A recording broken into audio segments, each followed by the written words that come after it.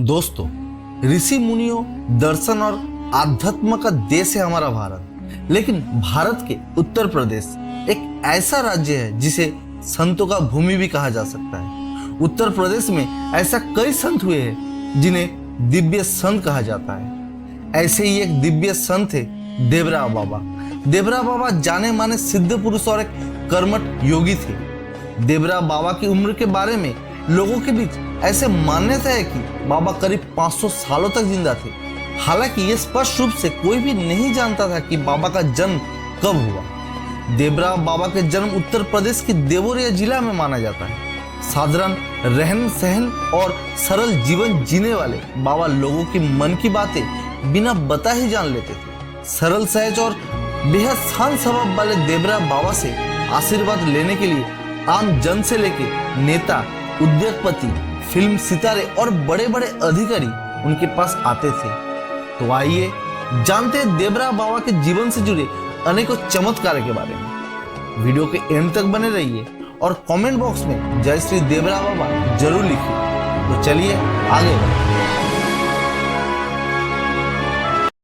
देवरिया जिला मुख्यालय से लगभग 40 किलोमीटर दूर सरायू नदी के किनारे मैल गांव में बाबा का आश्रम है। सरायू के दियारा क्षेत्र में रहने के चलते उनका नाम देवरा बाबा हो गया। दुबली पतली शरीर, लंबी जटा, कंधे पर यज्ञोपवीत और कमर में मृग छाला, बाबा की यही वेशभूषा थी। पूर्व राष्ट्रपति डॉक्टर राजेंद्र प्रसाद, पंडित मदन मोहन मालवीय, पूर्व प्रधानमंत्री जवाहरलाल नेहरू, इंदिरा गांधी, चंद्रशेखर, विश्वनाथ प्रताप सिंह, वीर बहादुर सिंह, जगन्नाथ मिश्र समेत विदेशों का भी अनेक राजनेता बाबा के दर्शन करने आए थे।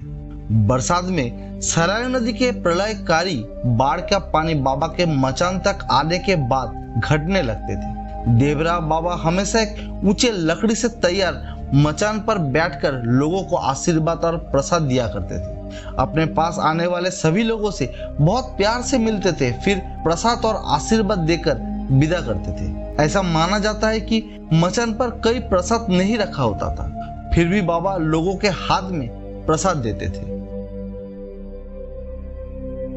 देवरा बाबा के बारे में कहा जाता है कि उन्होंने कभी भी एक जगह से दूसरी जगह जाने के लिए किसी भी तरह की गाड़ी का इस्तेमाल नहीं किया और ना ही किसी ने सवारी से कहीं उन्हें जाते हुए देखा। भक्तों का मानना था कि बाबा पानी में बहुत ही आसानी से चल लेते थे। बाबा हर साल माघ मेले के समय प्रयाग आते थे।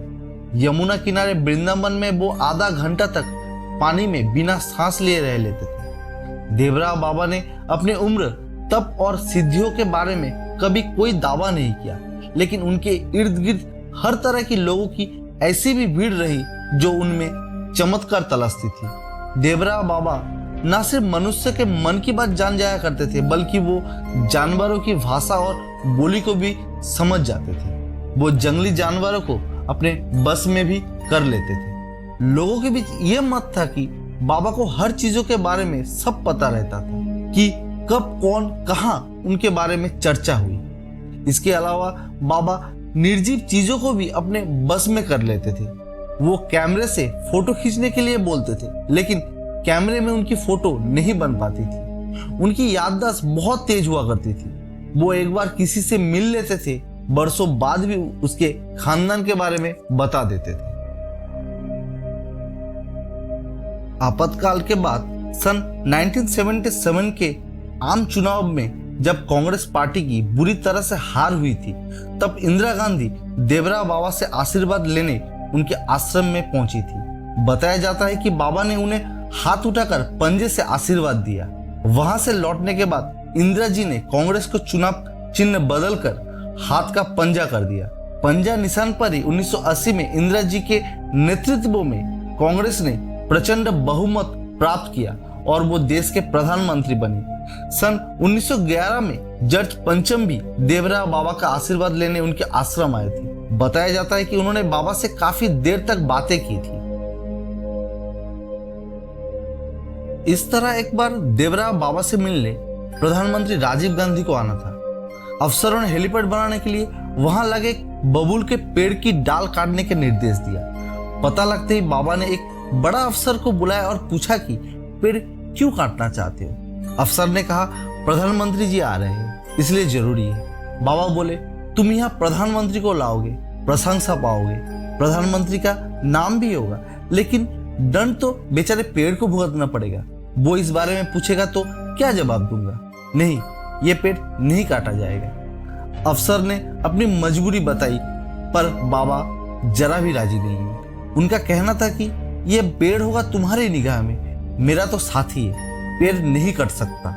बाबा ने तसल्ली दी और कहा कि घबराओ मत, प्रधानमंत्री का कार्यक्रम टल जाएगा। 2 घंटे बाद ही प्रधानमंत्री कार्यालय से रेडियोग्राम आ गया कि प्रोग्राम स्थगित हो गया है। कहते हैं उन्होंने अपने जीवन में कभी भी अन्न नहीं खाया, दूध और शहद ही फलाहार के रूप में लेते थे। देवरा बाबा साल के 8 महीने अपने आश्रम में रहते थे, जबकि बाकी समय काशी, प्रयाग, मथुरा और हिमालय में एकांतवास करते थे।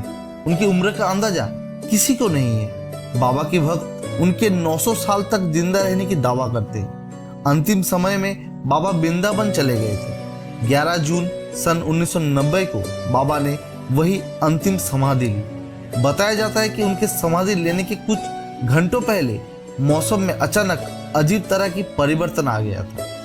सो दोस्तों, आपको वीडियो कैसा लगा कमेंट बॉक्स में जरूर बताइए और वीडियो को लाइक करके सब्सक्राइब करना मत भूलिए।